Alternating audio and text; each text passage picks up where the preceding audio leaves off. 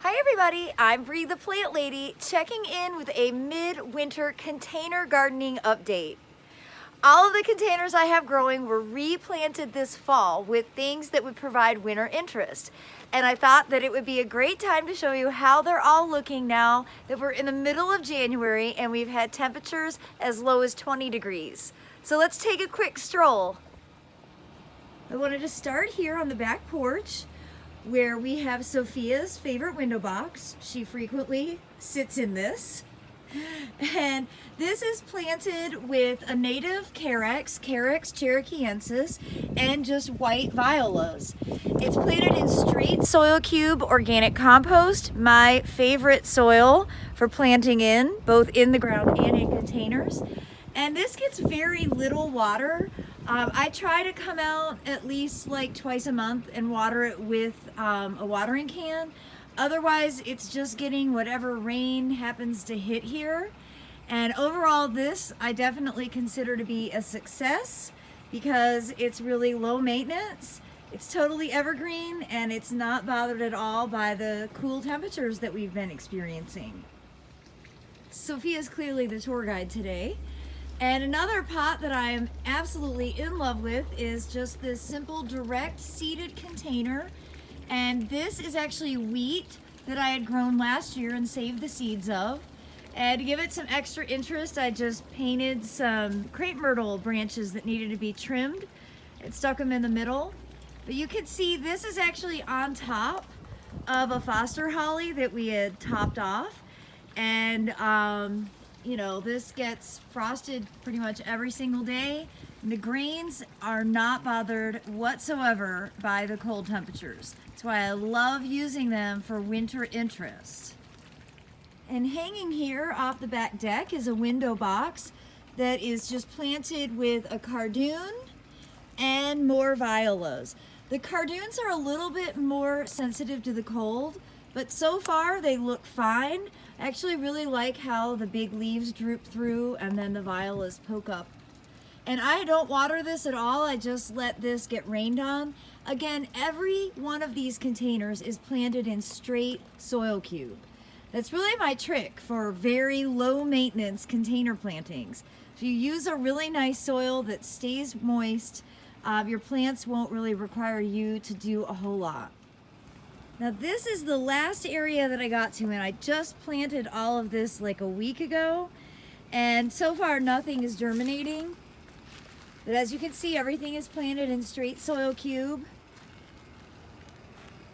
That in those bags are all poppies, and here are all different grains, and a handful of other containers that were potted at various times.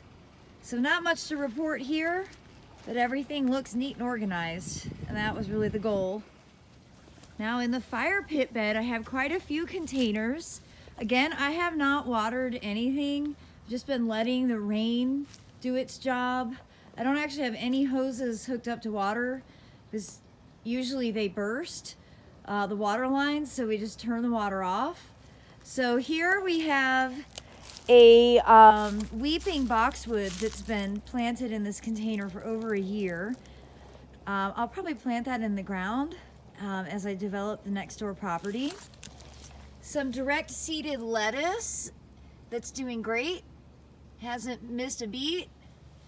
Same thing here with these mixed containers with mustard, snapdragons, right there, violas, and direct seeded lettuce. Now you can see the direct seeded lettuce that isn't covered got nipped a bit, but underneath the foliage of the mustard, all of that lettuce looks great and it's ready to be harvested.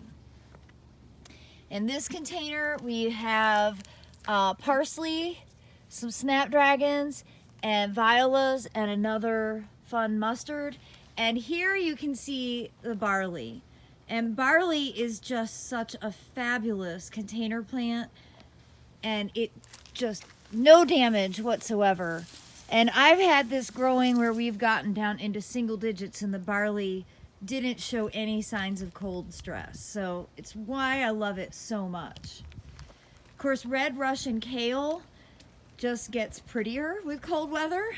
It seems that I do have some active caterpillars despite the cold, because look, they've eaten that entire leaf. But that's not really that big of a deal. Again, this is interplanted with barley. And same thing goes here for these containers that sort of match the other side of the bench. The barley is, to me, just the most beautiful thing. It just reminds you that spring is coming. Look at how green and lush it is. Quick tip about fertilizing and watering. So all of this goes hand in hand with my using soil cube compost as my soil medium for my containers. And that in and of itself really reduces your need for watering and for fertilizing. But I generally don't want to fertilize my winter interest container gardens because I don't want them to be flushing unnecessarily. We already have lots of up and downs in our temperatures. I don't need to throw nitrogen into the mix to make the plants that much more tender and sensitive to, sudden freezes. So I grow lean. The reason that my plants look so healthy is because I am growing exclusively in Soil Cube organic compost. The big bags along the greenhouse, I haven't done much with these. I planted cauliflower and kale back there. Those have definitely been nipped, but I think they'll be fine. Here I have a rambunctious raspberry that I'm afraid to plant raspberries in the ground because they cane and sucker, and you can see that's what's happening here. It's planted back there, but it's starting to fill this entire thing. I have to decide what to do with that because these 100-gallon root pouches are really so valuable for growing, traditional annual crops. I'm not sure I'm really willing to give it up for a raspberry, but the raspberry was delicious and it was really fruitful. Of course, in the greenhouse, I've gotten most of the seedlings out. I don't know what possessed me to seed turnips into a tray because they don't transplant. They need to be direct seeded. But it has kind of been fun to show people what turnips do. And just a few camellias and things that I still need to find a place for. On this side of the greenhouse, you could definitely see the cold damage from getting down to 20 degrees, which isn't that cold. It's just that we had been well above freezing for several weeks, so everything was tender. And that's one of the big challenges that we have in the southeast is just inconsistent weather.